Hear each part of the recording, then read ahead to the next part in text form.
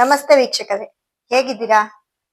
ಯಾರೆಲ್ಲ ನಮ್ ಚಾನೆಲ್ ನೋಡ್ತಾ ಇದ್ದೀರಾ ಅವರೆಲ್ಲ ನಮ್ ಚಾನೆಲ್ ಅಲ್ಲಿ ಯಾರು ಸಬ್ಸ್ಕ್ರೈಬ್ ಆಗಿಲ್ಲ ಅವರೆಲ್ಲ ಸಬ್ಸ್ಕ್ರೈಬ್ ಮಾಡ್ಕೊಳ್ಳಿ. ಹಾಗೆ ನೋಡಿ, ಇವತ್ತಿನ ಒಂದು ಕನ್ಯಾ ರಾಶಿಯ ಬಗ್ಗೆ ಸಾಕಷ್ಟು ಮಾಹಿತಿಯನ್ನ ನಿಮ್ಗೆ ಕೊಡ್ತಾ ಹೋಗ್ತೀನಿ.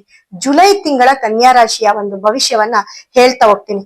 ಮೊದಲಿಗೆ ನೋಡಿ, ಕನ್ಯಾ ರಾಶಿ ಅಂತ ಬಂದಾಗ ಆ ಕನ್ಯಾ ರಾಶಿಯಲ್ಲಿ ತುಂಬಾ ಈ ಜುಲೈ ತಿಂಗಳಲ್ಲಿ ಏನಾಗುತ್ತೆ ಅಂದ್ರೆ ತುಂಬಾ, ಯಾಕಂದ್ರೆ ಆಲ್ರೆಡಿ ಅವರು ಈ ಜೂನ್ ತಿಂಗಳಿಂದಾನೇ ಅವ್ರಿಗೆ ಸ್ವಲ್ಪ ಟೈಮ್ ಕೆಟ್ಟಿದೆ ಅಂತ ಹೇಳ್ತಾ ಬಂದೆ. ಜೂನ್ ಇರ್ಬೋದು, ಹ್ಮ್ ಮೇನಲ್ಲೂ ಕೂಡ ಮೇ ತಿಂಗಳಲ್ಲಿ ಕೂಡ ಇವರು ತುಂಬಾ ನೋವನ್ನ ಅನುಭವಿಸಿದ್ದಾರೆ ಅಂತ ಹೇಳ್ತೀನಿ. ಹಾಗೆ ಈ ಜುಲೈ ತಿಂಗಳಲ್ಲಿ ಕೆಲವೊಂದು ವಿಚಾರದಲ್ಲಿ ಒಂದು ಒಳ್ಳೆಯ ಒಂದು ವಿಚಾರವನ್ನ ಇವರು ಕಾಣ್ತಾ ಹೋಗ್ತಾರೆ. ನೋಡಿ, ಕನ್ಯಾ ರಾಶಿಯವರಿಗೆ 6ರಲ್ಲಿ ರಾಹು ಇದ್ದಾರೆ.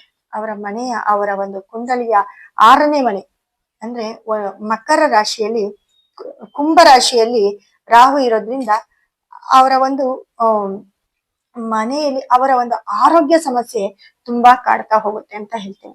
ಆರೋಗ್ಯ ವಿಚಾರದಲ್ಲಿ ಸ್ವಲ್ಪ ನೋಡ್ಕೊಳ್ಬೇಕಾಗುತ್ತೆ ಕನ್ಯಾ ರಾಶಿಯವರು.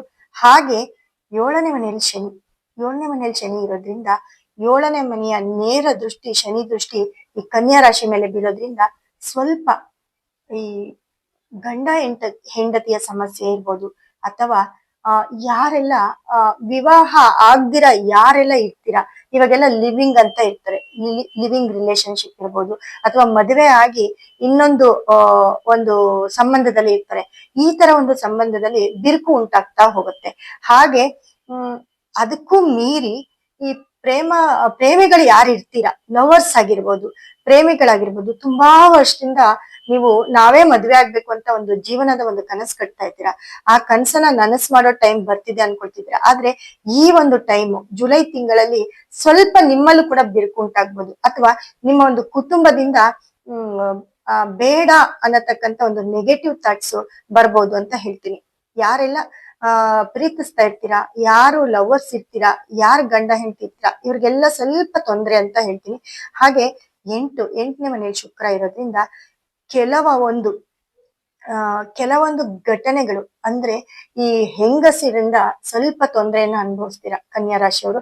ಹಾಗೆ ತುಂಬಾ ಇವಾಗ ಅವ್ರೇನಾದ್ರೂ ಪಾರ್ಲರ್ ಇಟ್ಟಿದ್ರೆ ಕನ್ಯಾ ರಾಶಿಯವರು, ಅಥವಾ ಒಂದು ಮೀಡಿಯಾ ಸೆಕ್ಟರ್ ಅಲ್ಲಿ ಇರ್ಬೋದು, ಅಥವಾ ಚಿತ್ರರಂಗದಲ್ಲಿ ಇರ್ಬೋದು, ಸಿನಿಮಾ ರಂಗದವರಾಗಿರ್ಬೋದು, ಯಾರೇ ಆಗ್ಲಿ ಅವ್ರಿಗೆ ಸ್ವಲ್ಪ ಏಳು ಬೀಳುಗಳನ್ನ ಕೊಡ್ತಾ ಹೋಗುತ್ತೆ.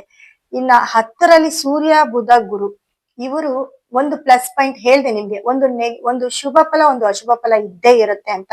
ಆದ್ರೆ ಕನ್ಯಾ ರಾಶಿಯವರಿಗೆ ಈ 10ರಲ್ಲಿ ಸೂರ್ಯ ಬುಧ ಗುರು ಒಟ್ಟಿಗೆ ಇರೋದ್ರಿಂದ ಅದು ನಿಮ್ಗೆ ತುಂಬಾ ಬೆನಿಫಿಟ್ ಅಂತ ಹೇಳ್ಬೋದು. ನಿಮ್ಮ ಒಂದು ಈ 3 ತಿಂಗಳಿಂದ ನೀವ್ ಏನೇನೆಲ್ಲ ಕಷ್ಟಪಟ್ಟಿದ್ದೀರಿ ಆ ಒಂದು ಕಷ್ಟನ ನೀರ್ ತರ ಕರಗಿಸುವಂತಹ ಒಂದು 3 ಗ್ರಹಗಳು ಈ ಮಿಥುನದಲ್ಲಿ ಇರೋದ್ರಿಂದ ನಿಮ್ಮ ಒಂದು ಕೆಲಸದ ವಿಚಾರದಲ್ಲಿ ಒಂದು ಏಳಿಗೆಯನ್ನ ನೋಡ್ತೀರಿ. ಹಾಗೆ ಗೌರ್ಮೆಂಟ್ ಜಾಬ್ ಅಲ್ಲಿ ಇರೋರಿಗೆ ತುಂಬಾ ಒಂದು ಒಳ್ಳೆಯ ಫಲವನ್ನ, ಶುಭ ಫಲವನ್ನ ಕಾಣ್ಬೋದು ಅಂತ ಹೇಳ್ತೀನಿ. ಗೌರ್ಮೆಂಟ್ ಜಾಬ್ಗೆ ಯಾರೆಲ್ಲ ಟ್ರೈ ಮಾಡ್ತಿರ್ತೀರಾ ಕನ್ಯಾ ರಾಶಿಯವರು, ಅವರಿಗೆ ಒಂದು ಶುಭ ಸೂಚಕ ಅಂತ ಹೇಳ್ತಾ ಹೋಗ್ತೀನಿ. ಇನ್ನ 12ರಲ್ಲಿ ಕುಜ ಮತ್ತೆ ಕೇತು ಇರೋದು ತುಂಬಾ ಶುಭ ಅಂತ ಹೇಳ್ತೀನಿ ಕನ್ಯಾ ರಾಶಿಯವರಿಗೆ. ಯಾಕಂದ್ರೆ ಯಾವ್ದಾದ್ರು ಜಮೀನನ್ನ ಕಳ್ಕೊಳ್ಳೋದಾಗಿರುತ್ತೆ, ಇಲ್ಲ ನಿಮ್ಮ ಒಂದು ಪ್ರಾಪರ್ಟಿ ಯಾರಾದ್ರೂ ಮಾರೋದಾಗಿರುತ್ತೆ, ನಿಮ್ಮ ಕಷ್ಟಕ್ಕೆ ಮಾರ್ಕೊಳ್ತೀರಾ, ಇಲ್ಲ ಅಥವಾ ಬೇರೆಯವರ ಪಾಲು, ನಿಮ್ಮ ಸ್ವತ್ತು ಬೇರೆಯವರ ಪಾಲಾಗ್ಬೋದು, ಅಥವಾ ಏನೂ ಇಲ್ಲ ಅಂದ್ರೆ ಮನೆಯಲ್ಲಿ ಇರತಕ್ಕಂತಹ ಯಾವ್ದಾದ್ರು ಸಣ್ಣ ವಸ್ತು ನಿಮ್ ಕೈಗೆ ಸಿಗ್ದಿರ ಹೋಗ್ಬೋದು. ಈ ತರ ಎಲ್ಲ ಒಂದು ಪ್ರಾಬ್ಲಮ್ ಈ ಕನ್ಯಾ ರಾಶಿಯವರಿಗೆ ಆಗ್ತಾ ಬರುತ್ತೆ. ಹಾಗಾಗಿ ಒಂದು ಶುಭ ಫಲ ಮತ್ತೆ 3 ಅಶುಭ ಫಲವನ್ನ ನೀವು ಕನ್ಯಾ ರಾಶಿಯವರು ನೋಡ್ತಾ ಹೋಗ್ತೀರಾ. ಹಾಗಾಗಿ ದಯವಿಟ್ಟು ಈ ನಂಬರ್ಗೆ ಕರೆ ಮಾಡಿ ನಿಮ್ಮ ಜಾತಕವನ್ನ ತೋರಿಸ್ಕೊಂಡು, ನಿಮ್ಮ ಜಾತಕದಲ್ಲಿ ದಶಾಭುಕ್ತಿ ನಿಮ್ಗೆ ಸಪೋರ್ಟ್ ಮಾಡ್ತಾ ಹೋಗುತ್ತೆ. ನಿಮ್ದು ಗುರು ದಶೆ ಆಗಿದ್ರೆ ನಿಮ್ಗೆ ಒಳ್ಳೆ ಟೈಮ್ ಅಂತ ಹೇಳ್ಬೋದು, ಅದೇ ಸೂರ್ಯ ದಶೆ ಬುಧ ದಶೆ ಆಗಿದ್ರೆ ನಿಮ್ಗೊಂದು ಒಳ್ಳೆ ಟೈಮ್ ಇದೆ ಅಂತ ಹೇಳ್ಬೋದು. ಹೀಗೆ ನಿಮ್ಮ ದಶಾಭುಕ್ತಿ ಇದಕ್ಕೆ ಸಪೋರ್ಟ್ ಮಾಡಿದಾಗ ನೀವೆಲ್ಲೋ ಒಂದ್ ಕಡೆ ತುಂಬಾ ಚೆನ್ನಾಗ್ ಆಗ್ತೀರಿ. ಮತ್ತೆ ಯಾವ್ದಾದ್ರು ಒಂದ್ ರೂಪದಲ್ಲಿ ನೀವು ಪರಿಹಾರವನ್ನ ಮಾಡ್ಕೊಳ್ಬೋದು ಅಂತ ಹೇಳ್ತೀನಿ.